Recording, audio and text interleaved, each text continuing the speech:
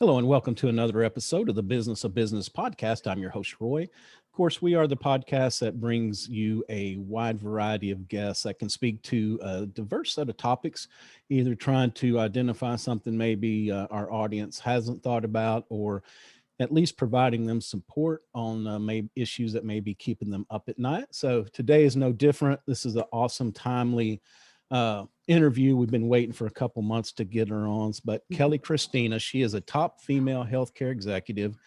As a woman in today's world, Kelli attributes her success to hard work, education, and determination.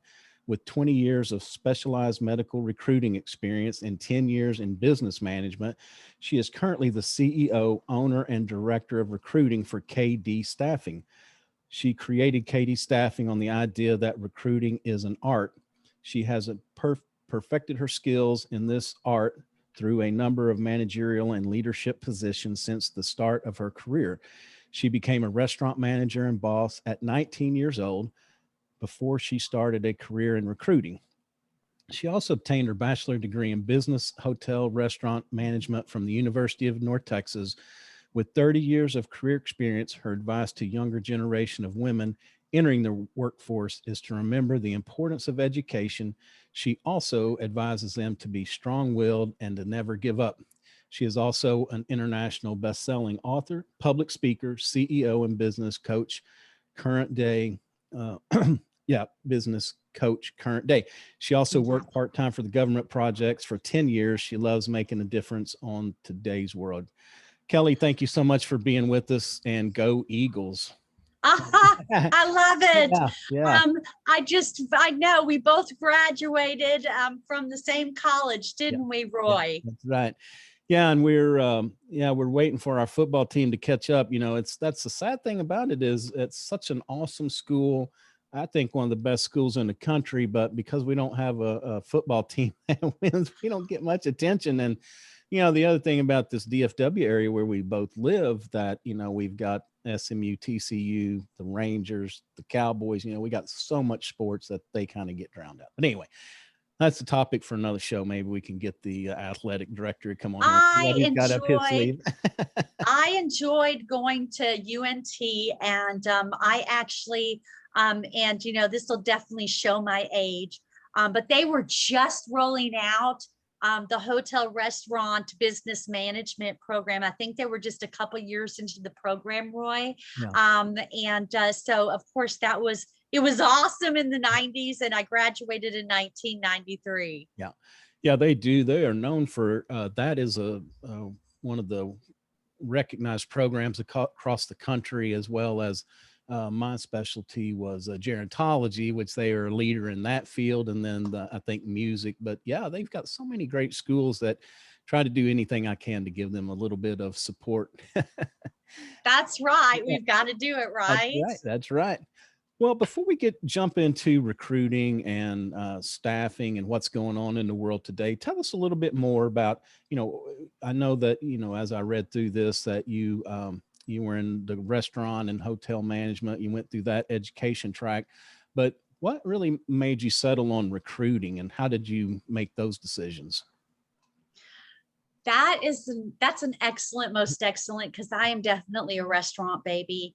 And, my personality is hospitality. I do tend to be a people pleaser. I love the level of service. And I have had some amazing, I think that my bosses in the 90s, they developed me at a very young age to, troubleshoot operations, handle problems, handle systems. Just my business success or my career success was probably based on those bosses and what they taught me in the 90s. And so 20 years ago, and for a very small time, so you decide that you're going to switch careers, and And it was a big decision for me to make. But the actual way that I transitioned is there was a recruitment firm that I had used in restaurant management for my own jobs.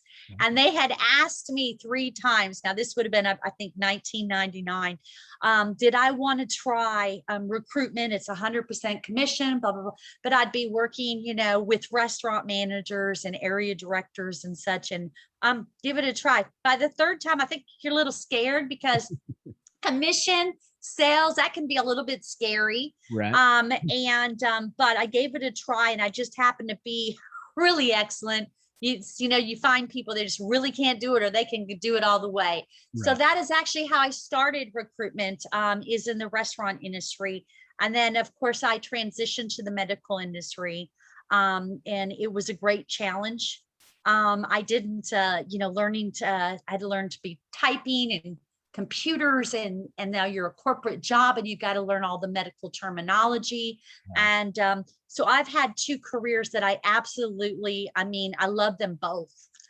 Yeah. I always say now, current day, if I'm not working in a restaurant, I'm spending money in the restaurant. Right. So that's an awesome story. And I really like the part that you talked about your bosses when you were young really shaped you and gave you that success, because I was lucky in the same respect. My parents were both awesome and gave me a lot of life lessons, but at some point I moved out and moved about an hour away, and my first corporate job, and I was lucky to be surrounded by, not only were they awesome people, but willing to give. And I really like that aspect about once we get good at our career or our job or whatever we're doing, we really need to give back by helping others. Because I've seen people take the approach of, well, I had to learn the hard way, they can too. And I just don't really subscribe to that. I don't either. And I'm huge, and I know, and I really thank you for reading off my formal biography. And I do, speaking of UNT and what did I do in college and what do I believe in, and I still current day sell recruitment as an art, which is a training program. But I started training. I actually wrote training manuals in college. Oh, wow. And I'm a huge believer. It doesn't matter what industry that you're in. You've got, if you want your people to be successful, then you have to train them to be successful. You have to set them up for success. Yeah. Otherwise, they're going to fail. So yeah. Part of that is your training manuals, your systems, your processes, and teaching, your staff the right methods, for success. Yeah. No, that's important. And, 2 things that I see a lot, because I do some employee retention work, and a couple of things that I see that really trouble me, I guess, is that now corporate recruiters, a lot of corporate recruiters call recruiting. I posted an ad on Indeed somewhere, and then they wonder why they get 2,000 people that aren't qualified for their job. And so, that's one thing is, sometimes you have to get out from behind the desk to speak to educate, students in school, other groups, find a way to personalize it where you can actually meet people and learn more about them. And then the second part is the onboarding. I feel like that we've sacrificed in the digital age, because I know people that have, gone into their first day at a company, and it's like, here's your desk, and we're going to get you a computer in a few minutes, and then there you go. Instead of, like in my time in the old days, there'd actually be somebody from HR that came out, sat down with you, went over, all the important stuff to get that out of the way, but, made you feel comfortable, not just left you on an island with a link on a computer. Oh, I agree. And, and we do have a small team, but we office from home. Mm-hmm. And, but my philosophy behind working from home, well, number one, not everybody, a lot of people want to work from home, but can they actually do the job? That is a big right. challenge, right. Because you're either self-disciplined to do the job or you're not. So yeah. That's a challenge. There are a lot of positive with the office environment and the energy and the synergy, and you can kind of, but my point is that for me to have staff at home, I've got to have organized systems in place. And we're still going to take that time to train and develop, because you can't just hang an employee out there and think that they know the job, because they don't. Yeah. Yeah. Even if they came from a different discipline, even if they're recruiting in some other industry, there's still specific things that, you can't just say, hey, you're a recruiter, so here's your chair, get on the phone and get going. It's, we have to take, and I'd say that even for like bookkeepers or what other kind of professional staff is, maybe they had the same basic job title somewhere else, but everybody has a little bit different system and procedure that we really have to educate them on. Yes. And, at the end of the day, all the years of being boss, I will still pick, and actually I do pull some of my staff out of the restaurant industry, because I feel they're smart. They have a very big personality. They know how to handle people. But the point is that when I'm hiring, I'll pick the young, energetic, over the top, wanting to do a good job employee that I need to grow and develop, over the seasoned, lazy, doesn't want to learn new techniques type of employee. Right. Yeah, it's funny you mention that, because that's what I used to do some work in the senior living field. And of course, it was always hard attracting talent. But that was one hint that I gave to all of my clients, were when you're out eating a meal and you have good good service in a restaurant, that is the young man or young lady that you need to say, hey, have you ever thought about being in this field? Because, I don't know, when you have good service in a restaurant, it really makes a difference in your experience. And most jobs, that's what we're looking for. We could teach you the skills. We need that attitude, and to make our customers feel like we're having a good experience. So yeah, it's a great place to draw from. Yes, it is. And, in the matter of talking about recruitment and the job and everything, one of the first things that I talk about is, when you've got somebody on the phone, you've got to ask open-ended questions, because you've got to remember something. You have a relationship on the other side of the phone.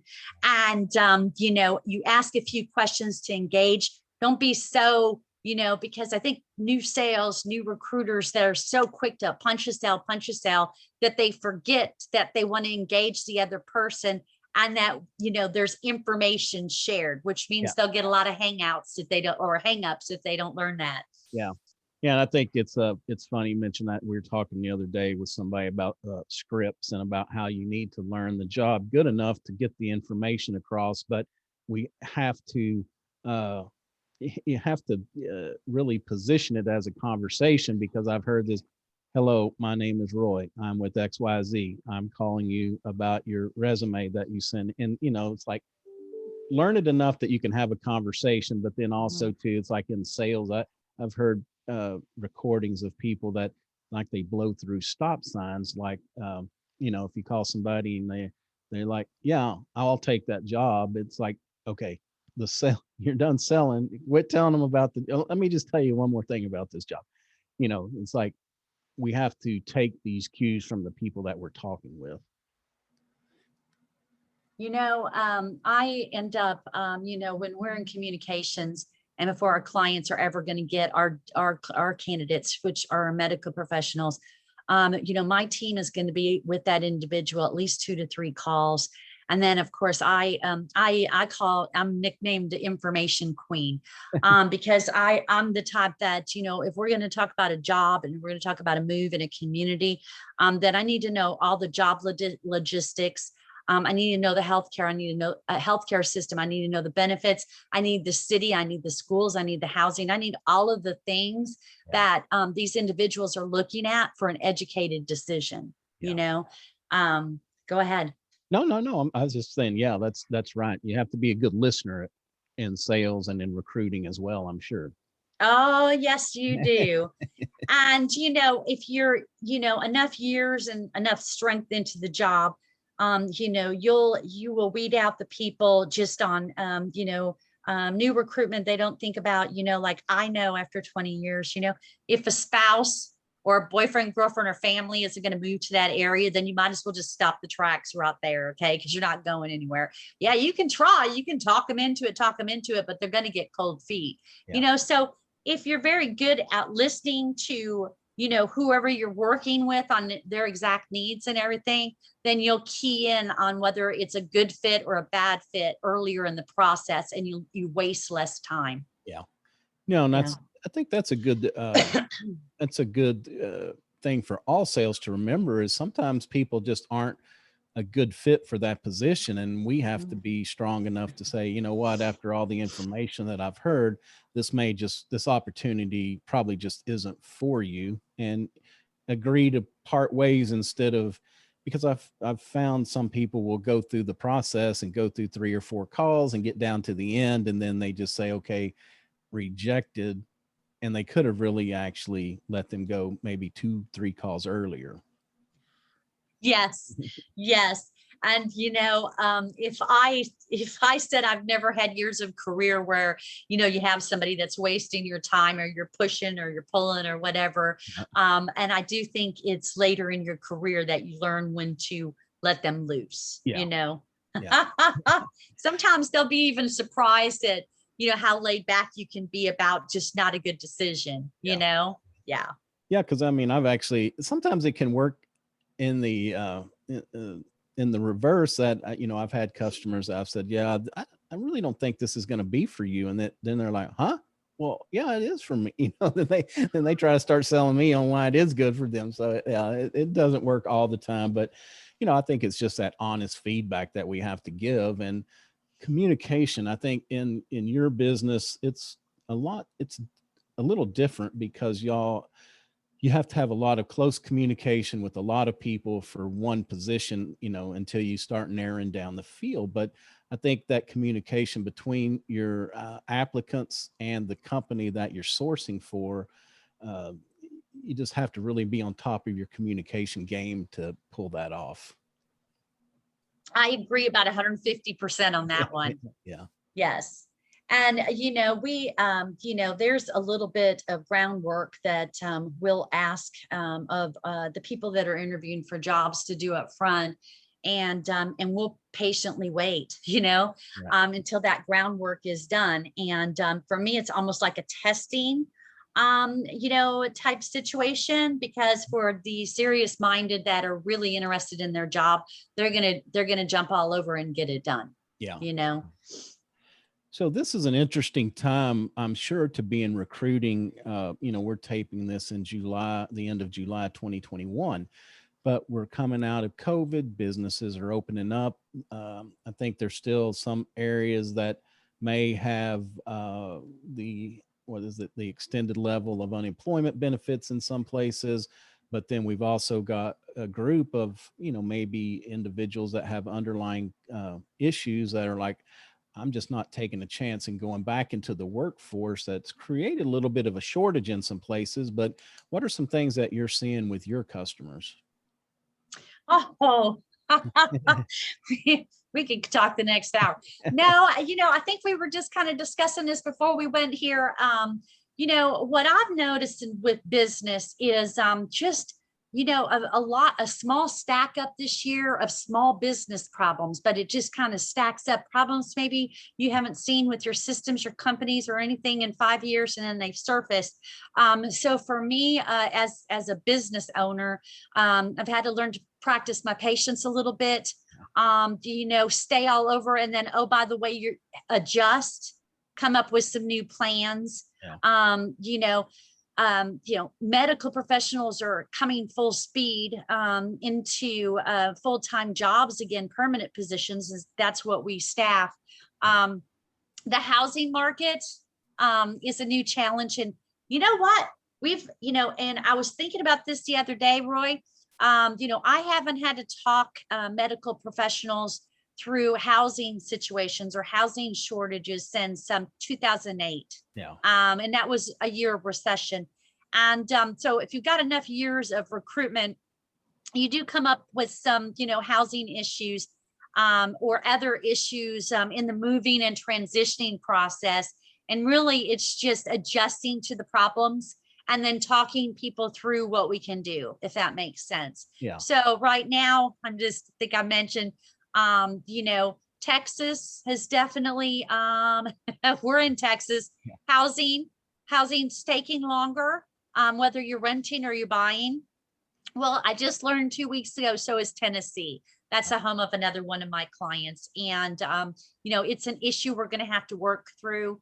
So, when you're talking about transitioning and moving people, they got to live somewhere. Right, exactly. Right. And that's a little bit different of a yours is because there may be that move involved. But I, I guess the other part of this, or how are employers taking this, a change in the way things are done? Like, because a lot of times, especially, they wait till this position is empty. And sometimes these things can be very short fused, like they need somebody yesterday.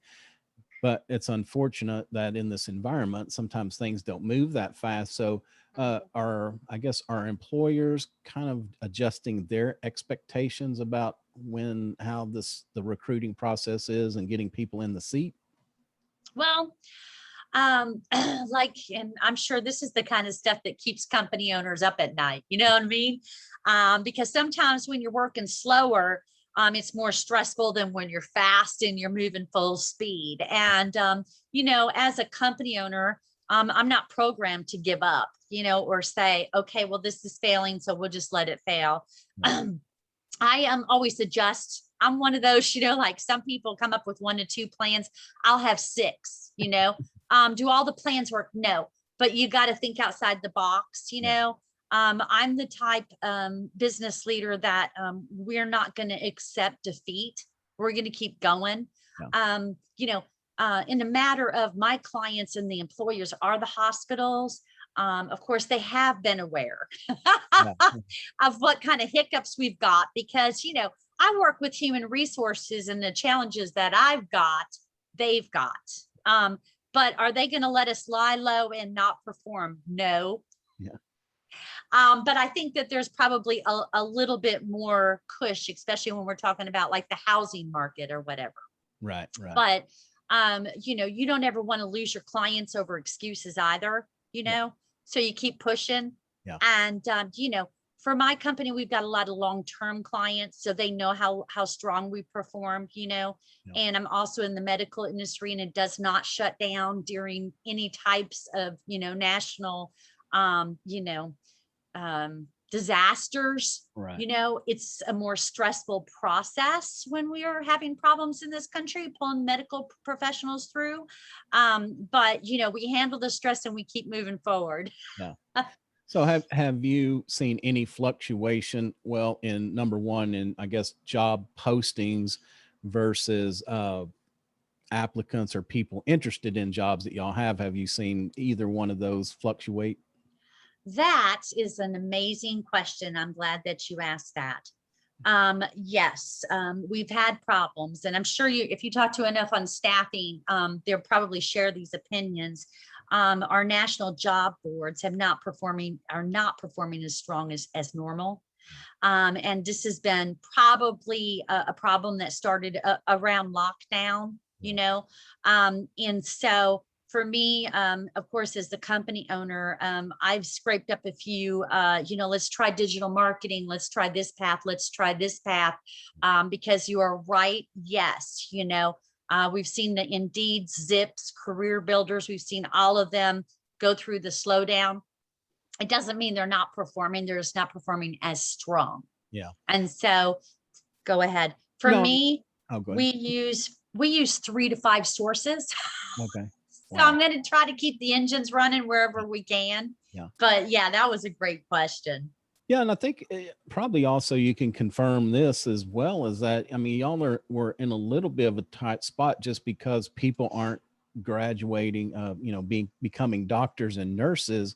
There was kind of a lull in people choosing those paths. And then not only on top of that, I guess we've had so many healthcare workers that have been going to the hot spots and working remote that some of them are probably coming home and wanting to take a deep breath before they, take that next step. Yes. And, we're definitely not at complete full speed for our company. But I would definitely say that we're coming out of it, for the permanent staffing on the medical side last year, we were challenged just because You know, if you're looking at a job for me that's, you know, $30 or $40 and you can take a COVID contract for over 100, Right. you're going COVID. You know Yeah. what I mean? Yeah. And by the way, that's what our medical professionals do. That's how they respond. You know, they respond to the emergency, let's go during hard, challenging times. But they are starting to come off. I've heard a lot of stories on those COVID contracts, and they are getting ready to, okay, let's stabilize a little bit and get that permanent job back. Yeah. So what are some things that you would, some advice that you would give to employers reaching out to recruiters like yourself? What are some things that they need to do to not only help themselves, but to help you perform better? Ooh, that's a, can you rephrase that for me? Yeah. Just You like, got me on a tough question. yeah, no, just some, some tips or tricks, like, I'm sure that they need to make sure they've got their, their start dates all lined up, the salary ranges, the job descriptions, are up to date for y'all, just those kind of things like that. What makes it easier if I was to call you tomorrow and say, I need you to look for this person for me? What are some things that you would ask for that I probably need to have on hand to get started? Okay, that I understand Yeah, that okay. completely. Here we go. So, you know, I do ask for my clients a little bit more information up front. Okay, so I have my company has like question and answer forms, you know, Okay. that we give new clients, you know. In the matter of, you know, we do a lot of nursing departments, all nursing departments, managers, directors, we do some tech roles and stuff. But for me, you know, and for our pre-screening process with our candidates, and we want to give them more information, that I typically send a form out with just very simple, what are your benefits and what's the shift and the range on the job, and you know, shift differentials. And so if we get all the logistics of the job and as much of the hospital or the healthcare system that we can get up front, No. because my job is not to send a hiring manager 15 sloppy resumes on people that are semi-interested. Right. My job is to deliver the right information. And from a scale of 1 to 10, you know, our medical professionals need to be at least an 8 on interest. Yeah. And so for that to happen, then we've got to give them more information up front. And it's a very valuable system. Sure, it might take a little bit of time, 30 minutes or an hour, come up with this information. But then we are representing, you know, our clients in the right way. Yeah. Yeah, it definitely will make it easier on them in the long run, getting the Yes. right person instead of getting, like you said, 12 marginal people. Maybe you can get them 3 or 4, really good fits. So let's turn that on the flip side and say, okay, I'm a nurse professional that I'm going to be looking at one of your job openings, or, want to talk to you about it. What are some things that I need to have in order, to make that easier and faster? And one place I'm going to definitely lead to on this is the I think is it ATI, the applicant tracking. I don't know if y'all use one, but like kind of tweaking people's resumes to come through that. So we do not use that system. Okay. But I will, and you know, my team, we do like the free resume service. Okay. And that's pretty important, by the way. So you know what my medical professionals you know, typically, you know, obviously I need the resume, but I'm going to tweak it now. If myself, my team, if we're going to tweak anything, of course we always deliver that information back. Right. But does the resume present itself the way it does? Because sometimes we'll have, like, you know, the travel nurses out there, and so they show all these short-term jobs and everything. Well, the hiring managers are typically going to look at that resume about a minute or two, and they're done. So they need to know, if you're at a travel company, okay, well, these are not 5 short jobs. This is one travel company for this many years. So we do that. But I also I do the screening guide forms with medical professionals, and it just asks the basics.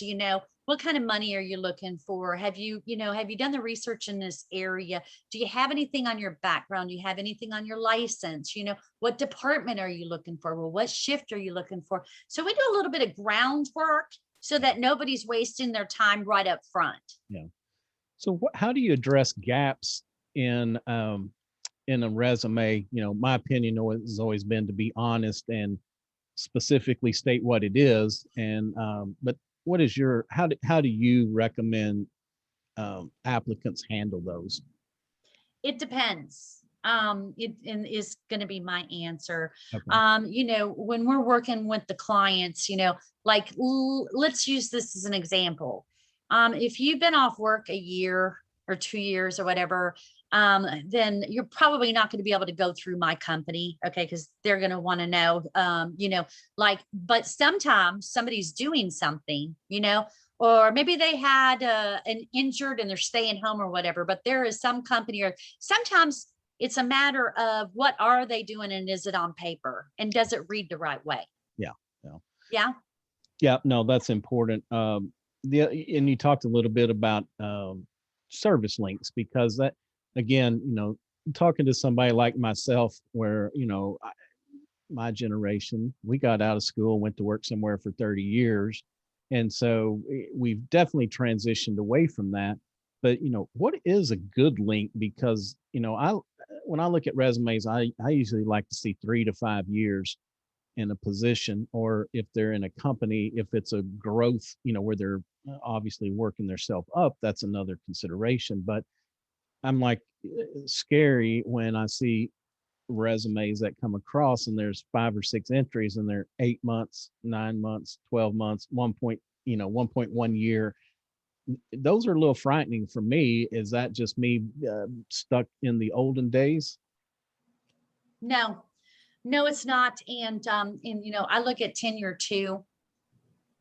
And I wish I could say that, as a team, we can just accept everybody to interview for a process, and, but we can't, we can't. Right. It's kind of like, knowing what kind of backgrounds we can work with, Right.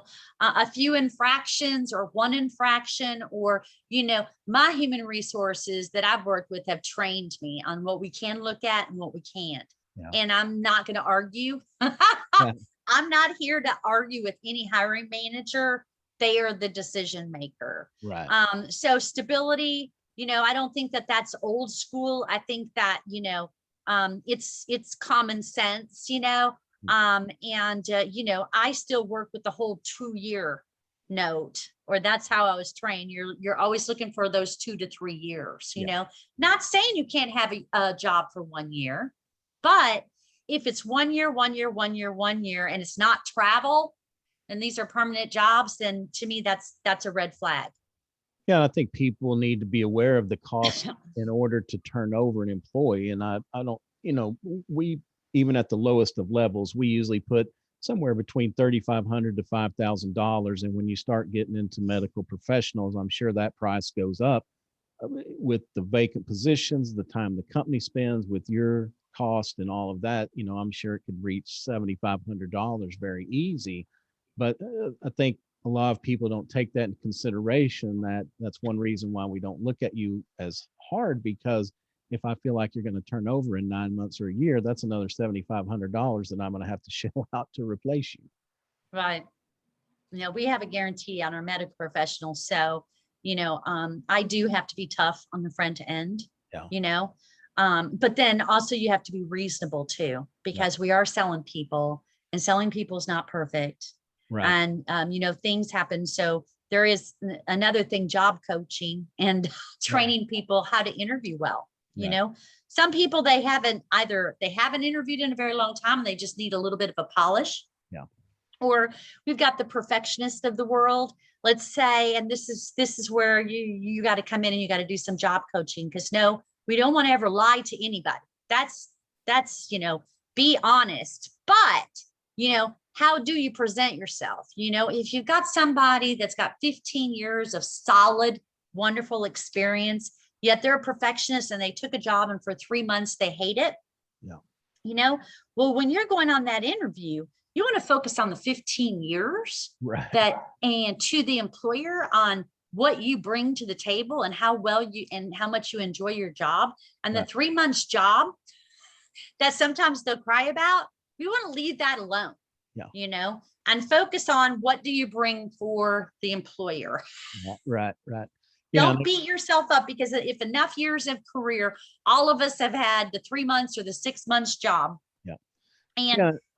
Oh, go I'm ahead. sorry. Go ahead. No, you're fine. Go ahead. No, if you focus on the negativity in an interview, then you're good. That's what you're going to get. You're going to get a negative turn down. Yeah. And I was just going to say that kind of leads into not that 3-month position. Don't bash it and how bad they were. You know, I think you can present any differences or problems that may have been there more in a positive light, like it just wasn't a good fit for me. You know, it took me a while to really get into it and figure it out, but it's just not a good fit. And, you know, the other thing I think is good to say is that I want them to be able to have an employee that's going to be happy and, you know, come in and give them their all. And I just couldn't be that person at this point. I agree. Yeah. Yeah. So, You know, and then, you know, the other thing is when you're job coaching and you're, you know, training people on interviews is, you know, for a percentage of people and their jobs fall apart, sometimes it was personal things from years ago, or it was health problems, or it was family, or, and so you have to, you know, first forgive yourself, let it go, you know, yeah. don't talk about the past. And, you know, present yourself on a positive note. What do you bring to the table? Right. And, but I find that with people often. Yeah. So you mentioned, you know, different lengths of time. How far back do you recommend that people go? Because that, you know, I know there's some theories out there that if you put, you know, 35 or 40 years worth of information, it doesn't take long for somebody to do some simple math and figure out that you're 60 years old. And unfortunately, even though it's against the law, there's still age discrimination out there. Number one, they think you may not have long to work. You may be, you know, I don't know, a lot of things that go around. You may cost more money. And so, I've heard some people say like maybe you can go back 20 years and then just cut it off after that, that's really all that employers are looking for. So, excellent question, because I obviously I'm 51 myself, and so I tend to attract the you know, the more seasoned, well seasoned, and older medical professionals. Just probably, I don't know, something about the age, you know. But I would say 20 to 25 years. And you know, you know, I think I've even let somebody get away with 30 plus. But and I remind them, because you are right, it is against the law, but it does, people do start looking at age or whatever. And I remind them we're not lying to anybody, we're just not expressing. Yeah, right. You know, Yeah. you've got the years, because honestly, with our nurses and medical professionals, typically you're going to top out on the pay scale anyway at 25 years. Yeah. You're topped out. Yeah. All right. Well, great. Well, any other things, points or advice that you want to leave our audience with before we wrap up? No, I absolutely love all your questions. Well, thanks. Well, yeah, you really drilled my brain today on the recruitment side and the business side. And just thank you so much, Roy, for your time today. Yeah, I thank you for making time for us, and a lot of great answers, a lot of great things for our employers and employees to think about, you know, as things start opening back up and, you know, trying to get back out there again. A couple questions before we let you go. Number one, what is a tool or a habit that you use in your daily life that you feel adds a lot of value? And it could be professional or personal, either one. I would definitely say it's my life program is my motivational tool. And what I mean by that is that I have a life coach, you know, and we have a, you know, we positive attitude, gratitude. It's generally a life program, but I found by, you know, working this program, I don't know, 15 years now and having a life coach, that I'm able to coach other people through more job and life problems, which is what we're doing. And so that's a huge success when you're talking about working with people and relationships, Yeah. No, that's whether you're awesome. talking life or business. Go Yeah. ahead.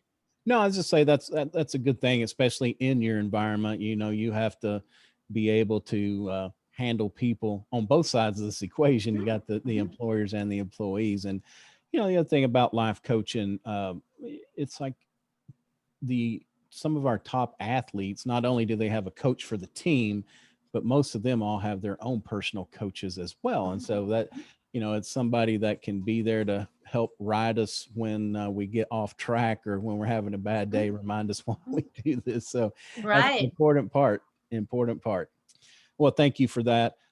Before we let you go, also tell us who do you like? And of course, hospitals and medical professionals, but basically, who do you like to work with? How can you help them? And then how could people reach out and get a hold of you? Well, I always have to remind people, KD staffing, we're nursing. We're primarily nursing managers, nursing directors, techs, on jobs. Because when you think of recruiters, you think of every job in the Right, country, and exactly. we're very specialized. I also, I am known to do some government and service work out there. Work with, I share a lot of ideas with other company owners, and most recently been working with some new authors out there that are needing advice, Oh, although I'm still learning the process myself. yeah. I'm always able to help. Go Okay. ahead. No, what is the what's y'all's website at KD Staffing? So it's www.KD as in dog staffing.org. Okay, great. And y'all work pretty much all across the U.S. We do. We absolutely do. In 20 years with the medical industry, and I always say our medical professionals, I label them, they're the caretakers of the world, but someone has to caretake them in Right. the job and the moving process. And honestly, I've recruited 49 out of 50 countries Wow. in 20 years. Obviously, I don't have 50. But I didn't say countries, I said states. Yeah. Sorry about that. I You know. got my message, I got. right? Yeah, yeah, yeah, I know. Yeah. So you work with 50 countries. No, that's states. Yeah. Anyway, Yeah. the only state that I haven't had a client is Alaska, but Mm. I sure have pulled some Alaska nurses out of the state, and I bet they want warmer weather. Exactly. Yeah. Looking for a beach, a warm beach. Exactly. And they're very, when they're ready to leave that cold weather for a warm weather state, Yeah. they'll be flying. They got their whole travel package ready Right. to go. Just get them there, Yeah. Well, Kelly, thank you so much for taking time out of your day to be with us. A lot of great information. If you are in the healthcare business, reach out to Kelly. If you're a nurse in the nursing space looking for a job, reach out, see how she can help you put together with put a good employer together with a good employee. All right. Well, thanks again. That's going to do it for go ahead. I was going to say goodbye, Roy, and Okay. thank you so Okay. much. You bet. Have a great week. Okay. Okay. Thank you. You as Bye. well. Bye. Bye. That's going to do it for another episode of the Business of Business podcast. Of course, I'm your host, Roy. You can find us on all the major podcast platforms, iTunes, Stitcher, Google, Spotify. And if we're not on one that you listen to, please reach out. I'd be glad to get it added. We're on all the major social media networks, typically tend to hang out on Instagram more than others. So reach out. Be happy to engage with you there. And a video of this interview will go up when the episode goes live. You can find that on our YouTube channel. So until next time, take care of yourself and take care of your business.